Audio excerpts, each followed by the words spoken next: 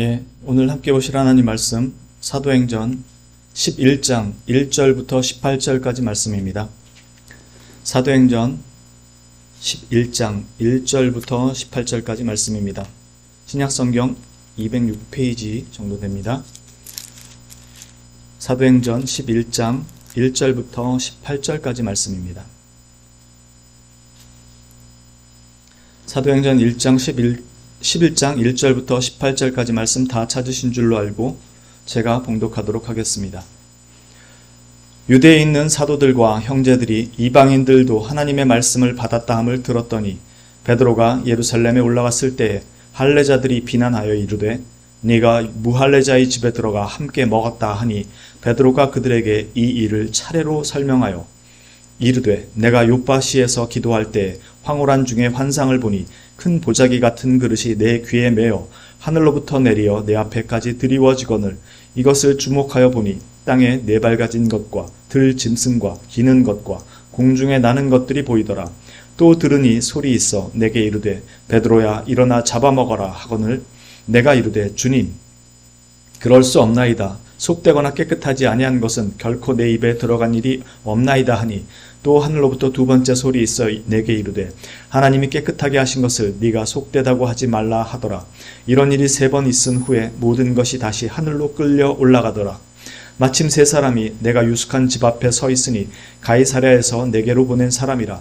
성령이 내게 명하사 아무 의심 말고 함께 가라 하시매 이 6 형제도 나와 함께 가서 그 사람의 집에 들어가니 그가 우리에게 말하기를 천사가 내 집에 서서 말하되 네가 사람을 요빠에 보내어 베드로라 하는 시몬을 청하라.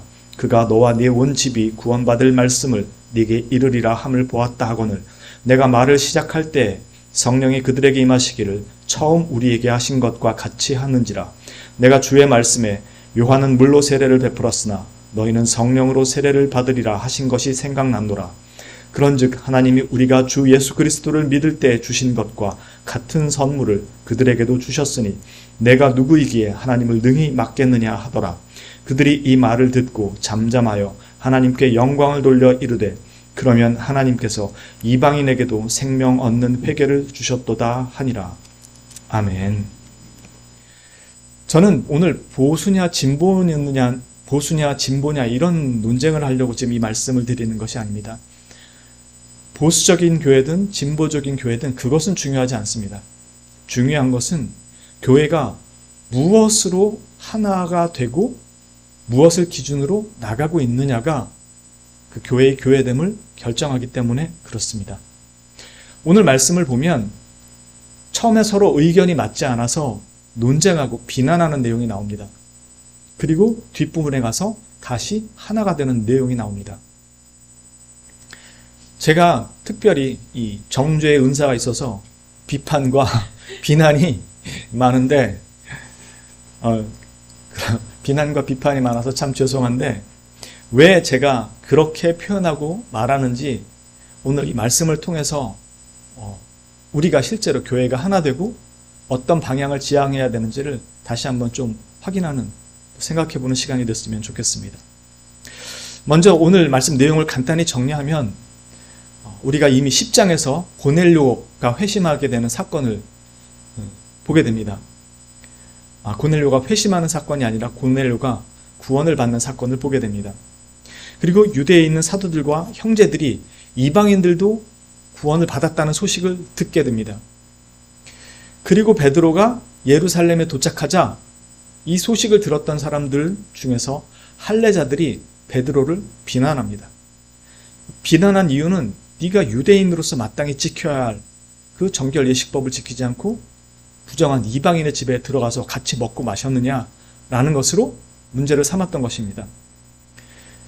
그런데 여기서 할례자들이라고 표현을 했는데 여러분들도 아시겠지만 유대인이면 전부 다 할례를 받아야 됩니다. 여기서 지금 할례자라고 따로 지칭한 것은 유대인들 전체를 이야기한 것이 아니라 즉 사도들과 유대인들 전체를 이야기한 것이 아니라 특별히 할례파라고 불렀던 즉 유독 할례를 중시 여기고 또 율법에 대해서 철저히 따르고 거기에 맞춰서 신앙 고백해야 하고 또 거룩한 할례 의식을 행해야만 교회 안으로 받아들여질 수 있다고 믿었던 사람들이 있었습니다. 그리고 그런 후에 율법에서 요구하는 모든 이 행위들을 지켜야만, 그래서 모든 부정한 행위들로부터 벗어나야만 그 정결함을 유지하는 자들만이 교회로 들어올 수 있다고 생각하는 사람들이 있었습니다. 그 사람들을 할례자라고 이야기하는 것입니다. 물론 이들은 유대인으로서 그리스도를 믿는 사람들입니다. 그럼에도 그들 가운데 할례자들이라고 부르는 할례파가 있었다는 것이죠. 그리고 이 사람들이 이렇게 생각했던 것도 나름대로의 이유가 있었습니다. 왜냐하면 이 사람들은 구약 성경에 하나님께서 모든 이방인들을 부를 것이라는 것을 알고 있었어요. 근데 이방인을 어떻게 부르냐면 그들이 제사장 나라가 되고 그들이 율법을 가지고 지켰듯이 모든 이방인들도 그 모세 율법을 따라 지키는 방식으로 하나님께서 부르시는 것이라고 생각했던 것입니다. 그래서 자신들은 제사장 나라이고 다른 이방인들은 똑같이 자기네들을 따라서 그렇게 모세의 정결 예식과 율법을 지켜서 들어온다고 생각했던 것이죠. 그런데 베드로 사도가 가서 그 정결 예식법도 어기고 또한 그들을 안수 주고 구원을 받았다고 얘기하는 그 내용이 들리니까 이건 철저하게 하나님의 거룩한 법이 모순되고 심각하게 훼손된다고 생각했던 것이죠. 왜냐하면 그들은 자신들에게 주어진 이 율법은 자신들과 이방인들을 구별하는, 자신들과 이방인들 사이에 세워진 담벼락과 같은 구별하는 것이라고 생각했던 것이죠. 그러니 하나님께서 율법을 다 폐하시고 이방인들과 아브라함의 자손들인 자신들과 하나가 되게 한다라는 것 자체가, 동일하게 구원하신다는 것 자체가 하나님의 거룩한 언약이 심각하게 훼손됐다고 여기게 만들 수밖에 없었던 것이죠. 이에 대해서 4절 이하에서 베드로 사도가 10장에 있었던 사건을 다시 처음부터 자세히 차례로 설명을 했다고 이야기합니다. 그러면서 이 베드로 사도가 차례로 설명하는 그 내용이 앞에 쭉 나왔던 내용이고요. 그 이후에 나왔던 내용 중에 저희가 12절부터만 잠깐 보겠습니다. 성령이 내게 명하사 아무 의심 말고 함께 가라 하시매 이 6 형제도 나와 함께 가서 그 사람의 집에 들어가니 그가 우리에게 말하기를 천사가 내 집에 서서 말하되 네가 사람을 요바에 보내어 베드로라는 시몬을 청하라. 그가 너와 내 온 집이 구원받을 말씀을 내게 이르리라 함을 보았다 하거늘 내가 말을 시작할 때에, 즉 말을 시작한다라는 것은 어떤 말을 시작했냐면은 온 집안이 구원받을 말을 시작했다라는 것이죠. 그리고 우리가 10장에서 보았던 것처럼 그건 예수 그리스도에 대한 증언이었습니다. 그리고 그렇게 말을 시작할 때에 성령이 그들에게 임하시기를 처음 우리에게 하신 것과 같이 하는지라 라고 이야기합니다. 지금 베드로가 사도가 지금 얘기하는 내용은 그런 거죠. 쉽게 말해서 이건 내가 어떻게 할 수 있었던 일이 아니다. 내가 어떻게 할 수 없는 일이었다. 하나님의 강권적인 역사였지. 나 말고도 유대 형제 같이 갔던 유대 형제 6명도 다 똑같이 보았다. 모두가 증인이다. 그런 이야기죠. 그러나 실상 이 이야기의 핵심은 뭐냐면 바로 그리스도의 말씀이었습니다. 내가 시작할 때 성령이 그들에게 임하시기를 처음 우리에게 하신 것과 같이 하는지라. 이건 그들 눈에 보인 현상이고요. 자신들 눈앞에 펼쳐진 그 이해할 수 없는 현상, 이방인에게도 동일하게 그 부정하다고 생각했던 이방인에게도 동일하게 일어난 현상.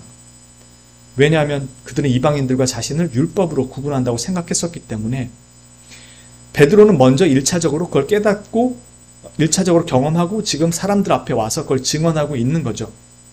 그런데 베드로가 뭐라고 증언한 것이었냐면 처음 우리에게 하신 것과 같이 하는지라 하고 나서 말을 하기를 내가 주의 말씀에 요한은 물로 세례를 베풀었으나 너희는 성령으로 세례를 받으리라 하신 것이 생각났노라 라고 이야기합니다. 우리가 잘 아는 이 내용이 어디에 처음 나오냐면 복음서에 세례 요한이 했던 말을 기억하실 겁니다. 나는 너희에게 물로 세례를 베풀지만 내 뒤에 오시는 이는 불과 성령과 불로 세례를 베푸시리라 이렇게 말하죠. 그 대상은 그리스도를 가리키는 것이었고요. 그리고 그리스도께서 부활 승천하신 후에 1장 3절부터 5절에 말씀하시기를 그가 고난받으신 후에 그들에게 확실한 많은 증거로 친히 살아계심을 나타내사 40일 동안 그들에게 보이시며 하나님 나라의 일을 말씀하시니라.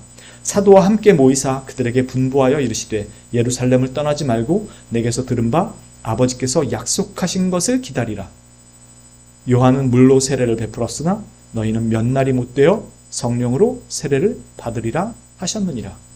이거 예수님이 사도행전 1장에서 부활 승천하시기 전에 제자들에게 하신 말씀이었거든요. 아버지께서 약속하신 것을 기다리라. 이건 구약에 이미 되어 있었던 이야기였고 그것을 그리스도께서 오심으로 말미암아 성취되었다라는 것입니다.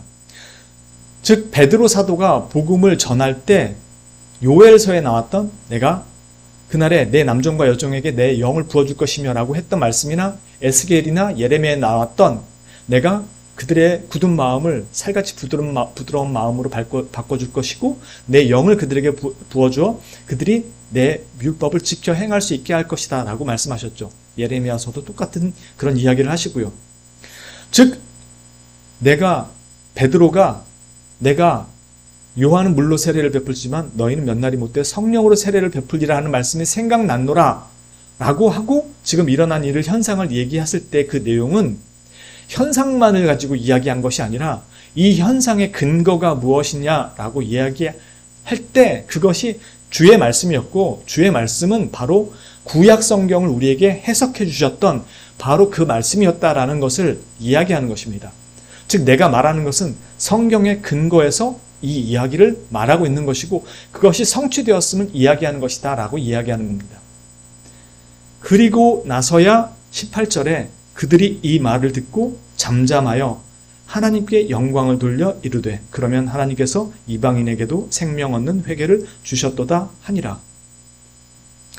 이 말을 들은 이들 역시 하나님 앞에 경건한 사람들이었기 때문에 자신들이 알고 있었던 그들의 생각과 판단을 성경 말씀으로 붙들어 매서 그것의 성취를 겸손하게 받아들인 것입니다. 자신들이 이방인들과 다르다라고 여겼던 것이 철저하게 율법에 기초한 것이었기 때문에 그것을 지켜야 한다고 생각했던 것인데 베드로가 먼저 깨진 것처럼 이들도 말씀 앞에서 하나님께서 그것을 이제는 패하셨다라는 것을 경건한 믿음으로 받아들이게 된 것입니다. 어떻게 해요? 성경의 근거에서요. 그래서 두 부류가 분란돼서 나눠져 있던 분리되어 있던 이들이 하나님 말씀으로 하나가 되게 된 것입니다. 즉 교회가 하나로 뭉쳐지는 가장 확실하고 분명한 근거는 하나님의 말씀이지 현상이 아닙니다. 즉 베드로가 와서 성령이 임하셨다라고 하는 그 현상을 듣고 우와 놀랐구나 라고 현상을 받아들인 것이 아니고 그 현상에 대한 해석을 베드로가 주의 말씀을 가지고 와서 이야기한 것이고 그 말씀은 하나님께서 약속하신 것이 성취되었음을 증언하는 것이었습니다. 그리고 본인의 증언만이 아니라 함께 있었던 6명의 다른 유대인들도 똑같이 보았다는 것이었고 똑같이 주의 말씀이 성취된 것을 보게 된 것입니다. 그 첫 번째 성취가 사도들이 먼저 오순절날 성령 강림을 경험하게 되죠. 성령 세례를 받게 되는 것이. 그리고 베드로 사도가 나가서 복음을 전할 때 모든 사람들이 그 말씀을 듣고 회개하는 내용이 나옵니다. 그리고 사도들이 그들에게 성령의 선물을 받으라고 이야기하죠. 그리고 사마리아에 가서 똑같이 복음을 전하고 빌립 집사가 복음을 전하고 예루살렘에서 그것이 사실인지 진위 여부를 판단하기 위해서 베드로 사도와 요한 사도를 보냈을 때 그들이 가서 그들에게 안수하자 똑같이 성령이 내립니다. 그리고 지금 고넬료의 이방인에게도 똑같이 내리죠. 그래서 예루살렘과 온 유대와 사마리아와 땅끝까지 이르러 내 증인이 되리라는 말이 실제로 성취가 되기 시작하는 것입니다. 말씀의 근거에서. 어떻게 해요? 그 성령을 내가 보내주겠다라는 구약 성경의 말씀들이 다 성취되는 것이죠. 그래서 교회에서 네가 어찌 유대인으로서 그럴 수 있느냐고 정죄했던 하나님의 말씀으로 정죄했던 그들이 이 말씀이 이제는 성취되었다라는 것을 폐하여졌다라는 것을 성취되었기 때문에 폐하여졌다라는 것을 그리스도 안에서 성취된 것을 성경으로 통해서 믿고 다시 연합하고 하나가 된 것입니다. 교회는 이렇게 말씀으로 성경 말씀으로 하나가 되는 것이지 다른 것들로 하나가 되는 것이 아닙니다. 이건 사실 대단히 중요한 내용입니다. 왜냐하면 이 사람들은 하나님의 법을 가졌던 자였고 그 법으로 네가 그럴 수 있느냐라고 이야기했던 것입니다. 그런데 사도는 하나님의 말씀이 그렇지 않다라는 것을 다시 가르쳐 준 것이죠. 왜요? 이 의식법이나 제사법 같은 종교법들이 그리스도를 가리켰던 것이었고 그리스도가 오심으로 말미암아 완전히 성취되었기 때문에 폐하여졌다라는 것을 이야기한 것이고 이 사람들도 그걸 받아들인 것입니다. 그러나 만일 아까도 말씀드린 것처럼 믿음 외에 다른 것이 덧붙여져야 되거나 믿음조차도 내가 만들어서 가져야 되는 것이라고 생각을 한다면 그것은 하나님의 일과 하나님의 역사를 부정하는 것과 똑같기 때문에 종교 개혁 이전부터 기독교가 세워진 이후로 지금까지 끊임없이 싸워왔던 내용입니다. 그래서 오늘 우리가 본 이 내용이 15장 최초의 종교회의 예루살렘에서 열리는 종교회의가 열리는 내용의 주된 핵심으로 등장을 합니다. 그리고 그 이후부터 지금까지 계속해서 이 논쟁이 벌어지고 있는 것입니다.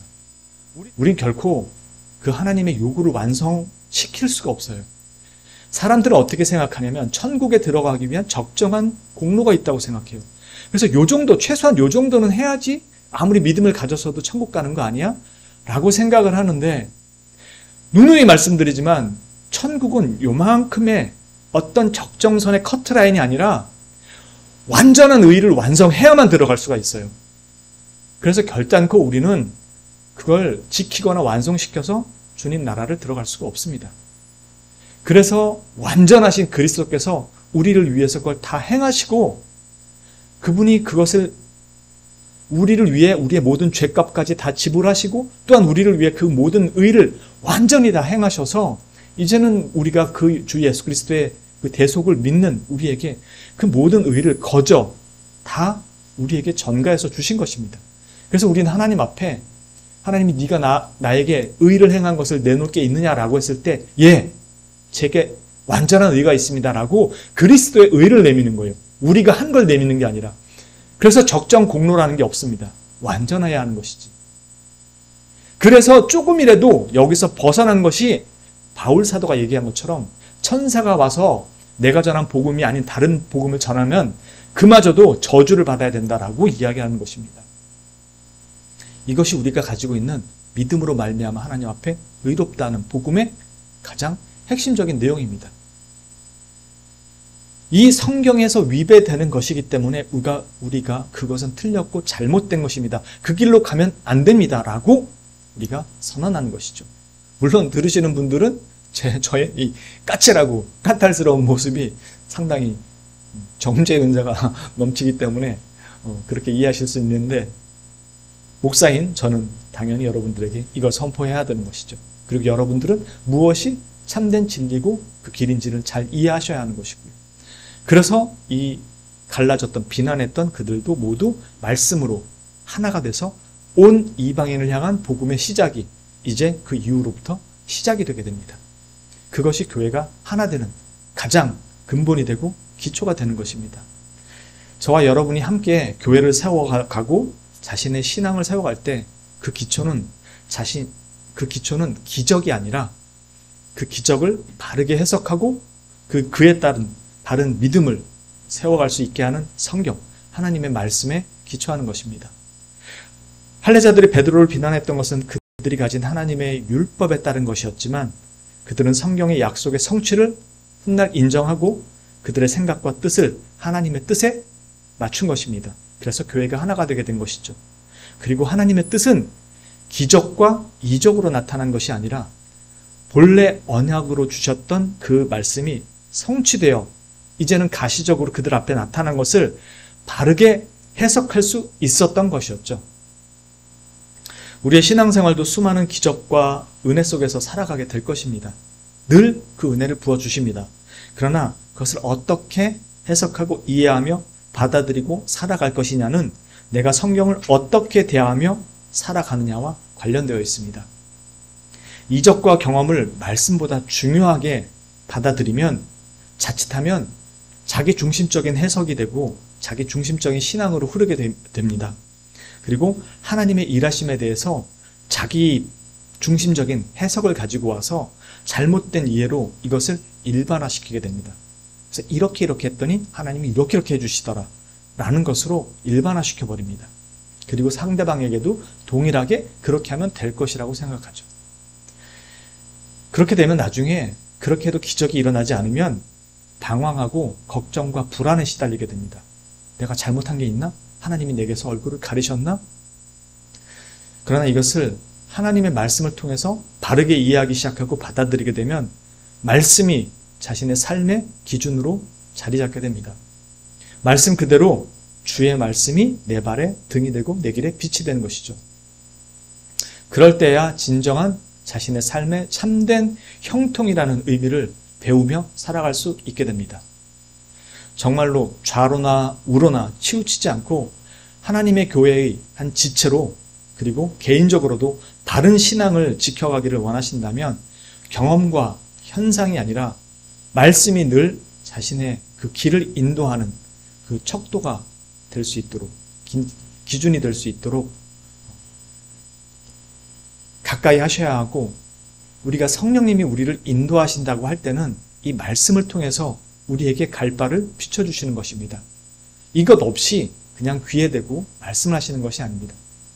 그러므로 성령님께서, 이 성경의 저자인 성령님께서 내 안에 계시면서 나를 인도하실 때 성령님이 직접 기록하신 이 성경을 통해서 나로 인도하신다라는 것을 잘 기억하시고, 여러분 개인의 삶도 그렇고 교회도 이 말씀의 기초에서, 기준에서 하나가 되어가고 하나님의 말씀으로 교회를 세워간다는 것을 늘 기억하고, 그렇게 하나님 말씀을 가까이 하시며 살아가시는 하나님의 거룩한 백성들이 되시기를 주님의 이름으로 축원합니다.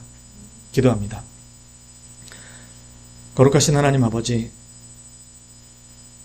참으로 하나님께서 거룩한 교회를 세우셨을 때 많은 이적과 놀라운 일들을 보여주셨습니다.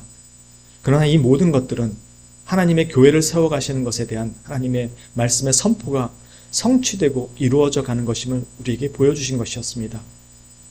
그리하여 그 모든 것들을 자신의 육체로 다 허무시고 거룩한 하나님의 백성으로 삼으시기 위해 이제는 우리에게 거룩한 영을 부어주셔서 하나님을 알고 믿으며 주 예수 그리스도를 유일한 구원자로 믿고 하나님 앞에 나오는 큰 은혜를 허락하신 놀라운 역사를 우리에게 주셨음을 다시 한번 성경을 통해서 배우게 됩니다. 우리의 개인적인 신앙을 위해서든 또 하나님께서 세우신 교회를 위해서든 그 기준은 기적이 아니며 오직 하나님의 말씀이 늘 기준이 되고, 우리에게 일어난 모든 은혜와 그 이적들도 하나님의 말씀 안에서 바르게 보고 해석하며 그것을 따라 하나님께서 우리에게 말씀하시는 것이 무엇인지, 하나님의 뜻이 무엇인지 올바로 분별하며 나아갈 수 있도록 인도하시는 것임을 다시 깨닫고 확인하는 이 자리가 될 수 있게 하여 주신 것을 감사드리옵고, 우리 성도님들 또한 한 마음으로 한 뜻으로 주의 말씀을 붙들며 올바로 살아가는 우리 거룩한 하나님의 백성이요 종들 될 수 있도록 지켜주시고 인도하여 주옵소서. 오늘 이 하루를 통해 이 말씀을 붙들고 앞으로 나아가는 걸음이 말씀으로 나아가는 걸음이 될 수 있도록 인도하시고 지켜주실 줄로 믿고 감사드리오며, 거룩하시고 우리의 유일한 구속주이시며 인도주 되시는 구주 예수 그리스도의 이름으로 감사드리며 기도합니다. 아멘.